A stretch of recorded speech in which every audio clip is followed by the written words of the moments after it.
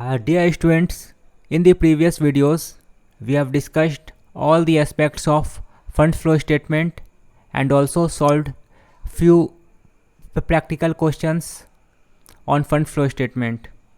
In this video also, we will solve one more question. This is the question on your screen. आपके screen पर एक question है जिसमें हमें statement of changes in working capital बनाना है और क्वेश्चन में दिया गया है बैलेंस शीट।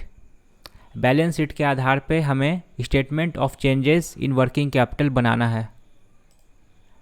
तो बैलेंस शीट में लायबिलिटी साइड में शेयर होल्डर फंड और नॉन करेंट लायबिलिटी और एसेट साइड में नॉन करेंट एसेट्स और करेंट एसेट, इस टाइप से बहुत सारा फिगर है। तो इतने बड़े बैलेंस शीट में हमें इतना फिगर का ज़रूरत नहीं है। Statement of changes in working capital को बनाने के लिए हमें ज़रूरत है सिर्फ और सिर्फ करेंट एसेट्स और करेंट लायबिलिटीज़ का।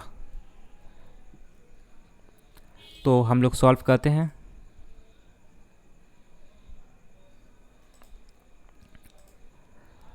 सबसे पहले आप लोग statement of changes in working capital का फॉर्मेट को बना लीजिए।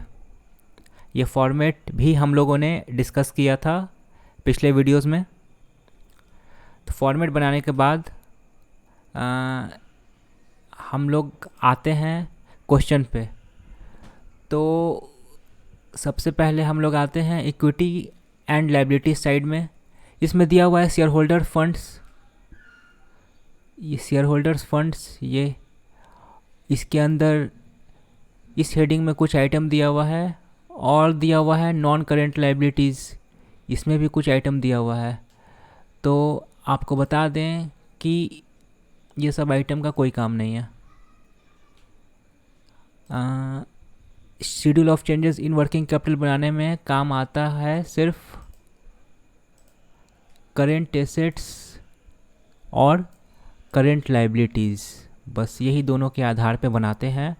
तो ये दोनों यानी करेंट एसेट्स और करेंट लायबिलिटीज़ के अलावा जो भी आइटम है बैलेंस शीट में, वो आइटम का कोई भी इस्तेमाल नहीं करना है। तो शेयर होल्डर फंड का कोई इस्तेमाल नहीं करेंगे, काट रहे हैं और नॉन करेंट लायबिलिटीज़ का भी कोई इस्तेमाल नहीं करेंगे हम लोग, मतलब कोई एंट्री नहीं करेंगे। इसी तरीके से एसेट साइड में आते हैं। एसेट साइड में नॉन करेंट एसेट्स दिया हुआ है, तो नॉन करेंट एसेट्स का भी कोई एंट्री नहीं करेंगे।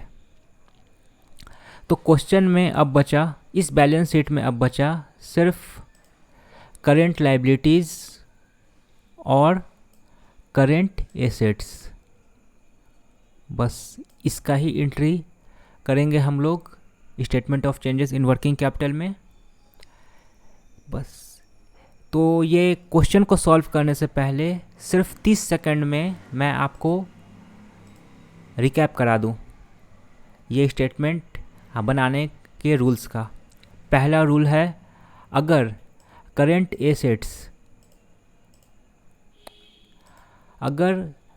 एसेट्स इंक्रीज करता है तो वर्किंग कैपिटल इंक्रीज करेगा। दूसरा रूल है, अगर करेंट एसेट्स डिक्रीज़ करता है तो वर्किंग कैपिटल भी डिक्रीज़ करेगा। तीसरा रूल है, अगर करेंट लायबिलिटी इंक्रीज़ करता है तो वर्किंग कैपिटल डिक्रीज़ करेगा। और चौथा रूल है, अगर करेंट लायबिलिटी डिक्रीज़ करता है तो वर्किंग कैपिटल इंक्रीज़ करेगा। तो आप लोगों ने रूल समझ लिया और बैलेंस शीट में हम लोगों के पास बचा सिर्फ करेंट एसेट्स और करेंट लायबिलिटी। अब इसका एंट्री करते हैं हम लोग। तो पहला करेंट लायबिलिटी है ट्रेड पेएबल। तो ट्रेड पेएबल का प्रीवियस ईयर और करेंट ईयर का फिगर दिया हुआ है बैलेंस शीट में, इसका एंट्री करते हैं हम लोग। तो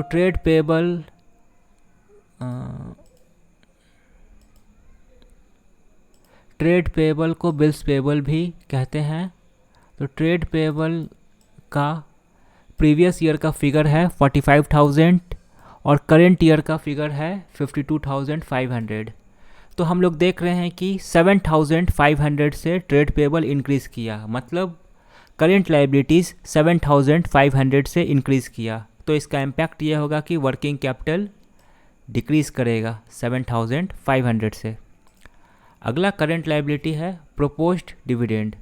तो प्रोपोज्ड डिविडेंड को हम लोग करंट लाइबिलिटी भी मान सकते हैं या फिर एप्रोप्रिएशन ऑफ प्रॉफिट भी मान सकते हैं, ये हम लोग पे डिपेंड है। तो प्रोपोज्ड डिविडेंड को अगर हम लोग मानते हैं करंट लाइबिलिटी, तो इसका एंट्री हम लोग करेंगे statement of changes in working capital में, और अगर हम लोग एप्रोप्रिएशन ऑफ प्रॉफिट मानते हैं तो इसका entry statement of changes in working capital में नहीं करके adjusted profit and loss account और फंड फ्लो स्टेटमेंट में करेंगे। तो इस क्वेश्चन में हम लोगों ने एक वर्किंग नोट बनाया है, और वर्किंग नोट में हम लोगों ने लिख दिया है कि proposed dividend is assumed as appropriation of profit, hence no entry of proposed dividend is to be made in statement of changes in working capital. Proposed dividend को हम लोगों ने एप्रोप्रिएशन ऑफ प्रॉफिट माना है, जिस कारण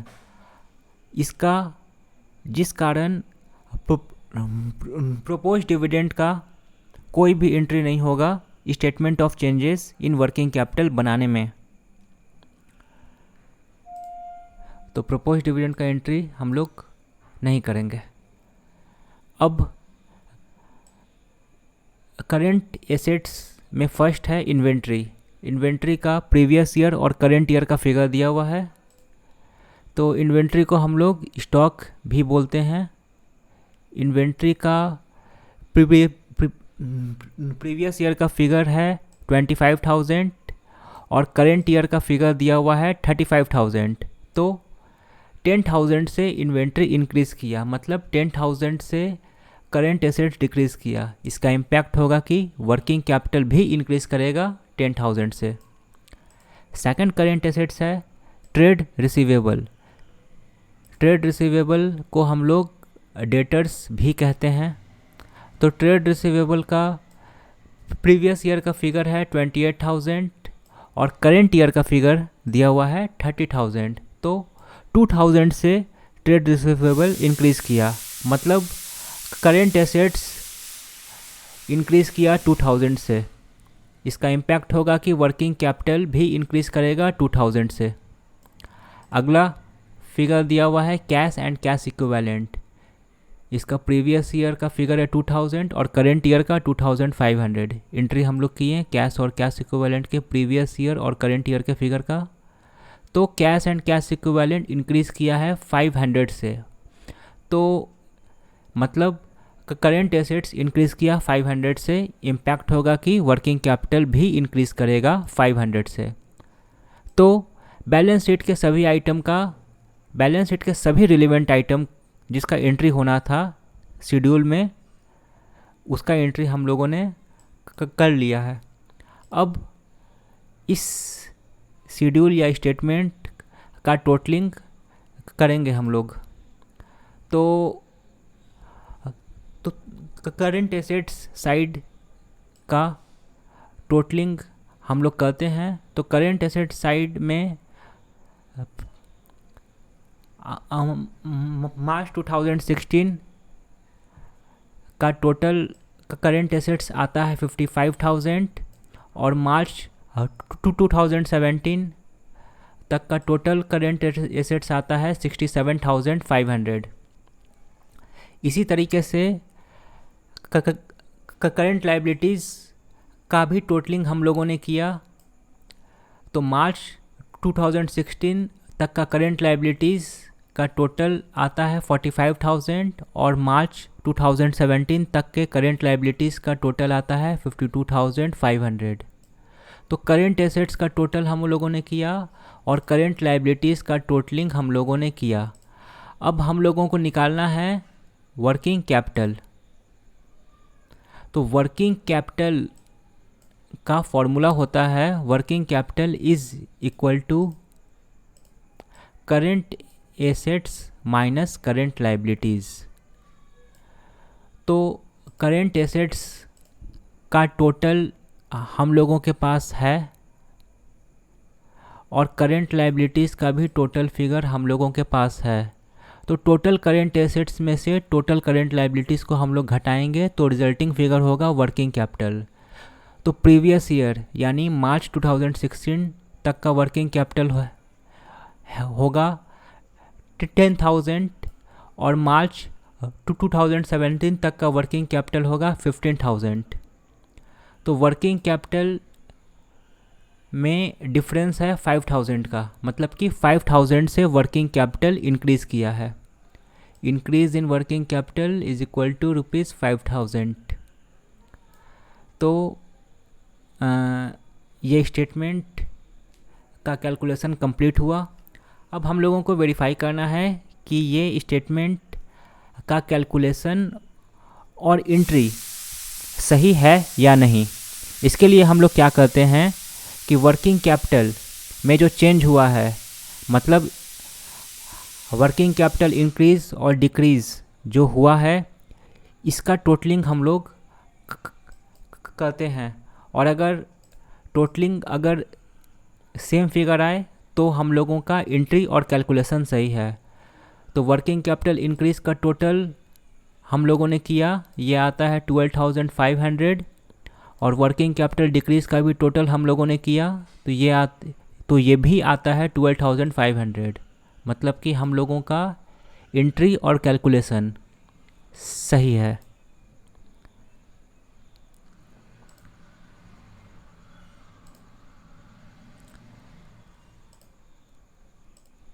ये क्वेश्चन या इससे पहले का कोई भी क्वेश्चन का सॉल्यूशन समझने में अगर प्रॉब्लम हो तो आप लोग मैसेज, ईमेल या कॉल कर सकते हैं। Thank you.